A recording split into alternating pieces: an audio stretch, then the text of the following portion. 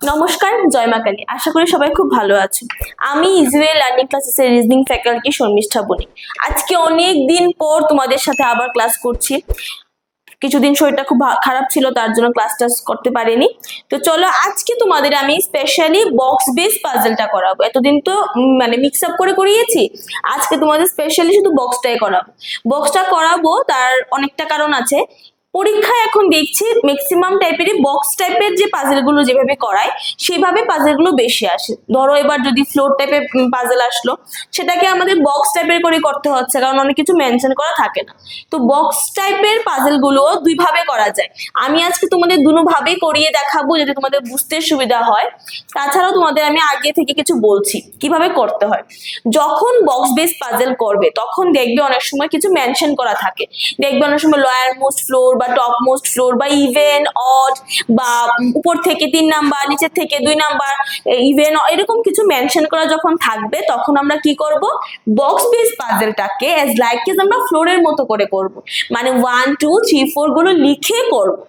যখন কিছু মেনশন করা থাকবে না, সেটা কিন্তু শুধু বক্স বেসের জন্যই না, অনেক সময় কি হয় আমাদের ফ্লোর বেস পাজলও এরকম থাকে যে কিছু বললো না, কে টপ মোস্টে বসেছে বা কে লয়ার মোস্টে বসেছে, কে ইভেনে বা অডে কিছু মেনশন যখন করা থাকে না, তখন আমরা ফ্লোরেও এই বক্সের মতোই করতে হবে।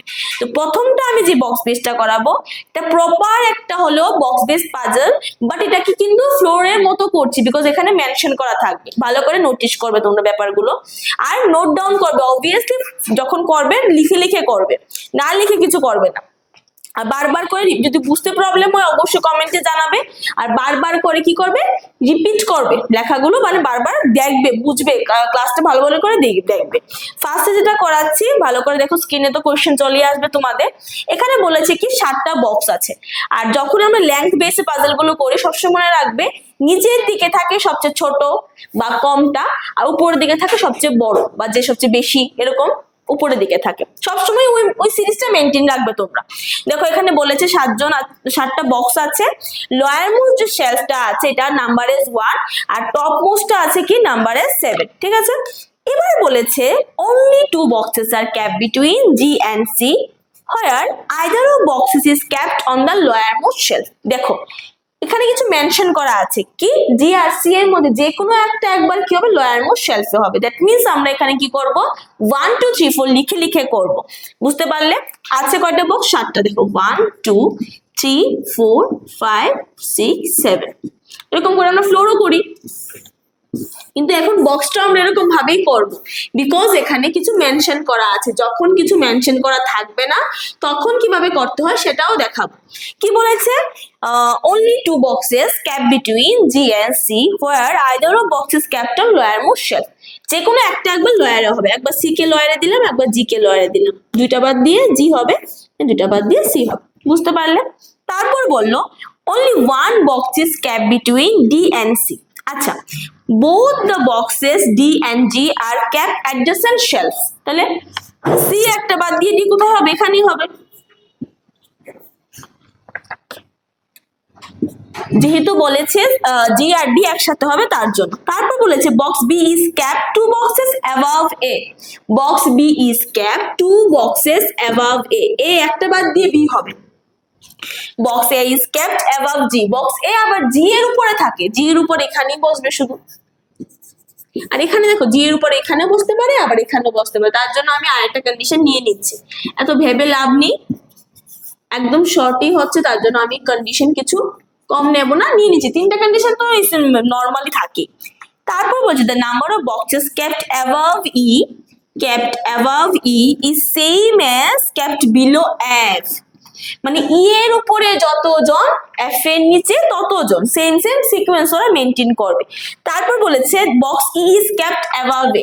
ই আবার এর উপরে এখানে জায়গা আছে, তো একটা বাদ দিয়ে ই হলে একটা বাদ দিয়ে এফ হয়ে গেছে, মিলে গেল। আমি আর বাকিগুলো চেকই করবো না, হয়ে গেছে এটা। এবার বুঝতে পেরেছো তো কেন আমি 1 2 3 4 লিখেছি? কারণ এখানে ছিল। এবার বুঝতে পারছো কেন আমি লিখেছি? কারণ এখানে বলা ছিল যে জি আর সি এর মধ্যে যে কোনো একবার কি থাকবে, লোয়ার মোস্ট শেলফে থাকবে। চলো এটা এবার মুছে নিচ্ছি। নেক্সট যেটা করাবো, সবাই নোট ডাউন করে নিও কিন্তু। নেক্সট যেটা করাবো ওইটা হবে কি, প্রপার বক্স বেস পাজল মানে ওটাতে মেনশন করা থাকবে না কিছু। তোমরা ওই জিনিসটা যখন বুঝে নেবে ডিফারেন্সটা, যে কখন আমি লিখে করব কখন আমি লিখে করব না, তখন দেখবে পরীক্ষায় যখন আনসার করবে অনেকটা ইজি হবে। সেইটা তোমাদের মানে ফার্স্ট হয়ে যাবে আর কি। না অনেক সময় কি অনেকগুলো কন্ডিশন চলে আসলো, তখন এইসব এখন যে পাজলটা করাবো যদি 1 2 3 4 লিখে করো অনেকগুলো কন্ডিশন চলে আসবে, তার জন্য এটা না লিখে করো।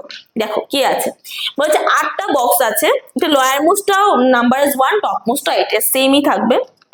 বলেছে only one box is kept between P and W, P একটা বাদ দিয়ে কি হবে ডব্লিউ হবে।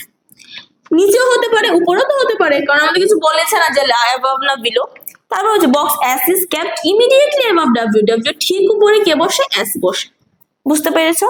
তারপর বলেছে box R is kept two boxes above B, V একটা বাদ দিয়ে আর হবে। তারপর বলেছে যে ডব্লিউ দুইটা বাদ দিয়ে ভি, কিন্তু ডব্লিউ আর আর একসাথে হবে না।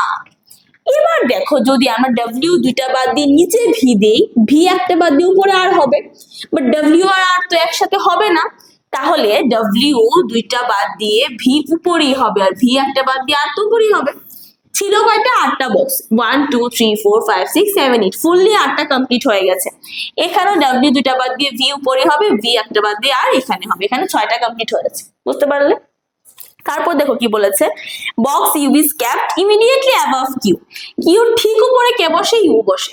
এই যে ইউটা এটা আবার এস এর নিচে বসে। আচ্ছা এখানে তো 8টা কমপ্লিট হয়ে গেছে, এস এর নিচে প্রপার দুইটা জায়গা খালি আছে, বিকজ ওরা তো একসাথে বসবে, নেই, তার মানে এটা হবে না। এখানে হবে কারণ এস এর নিচে আরো দুইটা জায়গা বসাতে পারবো, এখানে ইউ হবে এখানে কি হবে, বাকি থাকে কি টি। হয়ে গেছে। আশা করি বুঝতে পারছো। আমি আরেকটা করাচ্ছি বক্স বেস পাজল, লাস্ট করাবো এটা। তো আশা করি তোমাদের আজকে আর বক্স বেসে কোনো প্রবলেম থাকবে না। বারবার বলছি এটা দেখো দুইটা কন্ডিশনে কমপ্লিট হয়ে গেছে। যদি তোমরা এটা 1 2 3 4 লিখে করতে অনেকগুলো কন্ডিশন চলে আসতো। তো ডিফারেন্সটা বুঝবে কখন লিখে করবে কখন লিখে করবে না। দেখো চলো মুছে ফেলছি।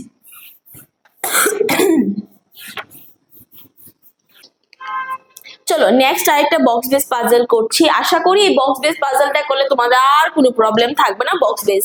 চলো এখানে বলেছে কি 7টা বক্স আছে, ডিফারেন্ট কালার বলেছে, silver, golden, grey, purple, green বলেছে। তারপর বললো যে টপ মোস্টটা ঠিক আছে 7, লোয়ার মোস্টটা the box which is kept below grey box is kept 3 places above purple। আচ্ছা বললো কি the box which is kept just below grey, grey ঠিক নিচে যে আছে, গ্রে ঠিক নিচে যে আছে, ঠিক আছে, ঠিক নিচে যে আছে এই মানুষ এই বক্সটা cap 3 places above purple, 3 places above মানে দুইটা বাদ দিয়ে কি হবে? পার্পল হবে। আশা করি বুঝতে পারছো। বুঝতে পারলে?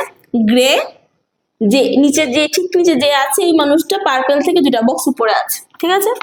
এবার বলেছে দেখো কি only 2 boxes cap between golden and gray, grey দুইটা বাদ দিয়ে গোল্ডেন নিচেও হতে পারে, আবার গ্রে দুইটা বাদ দিয়ে গোল্ডেন উপরেও হতে পারে। চলো তাহলে গ্রে দুইটা বাদ দিয়ে গোল্ডেন উপরে দিলাম নিচে দিলাম, আছে কয়টা বক্স?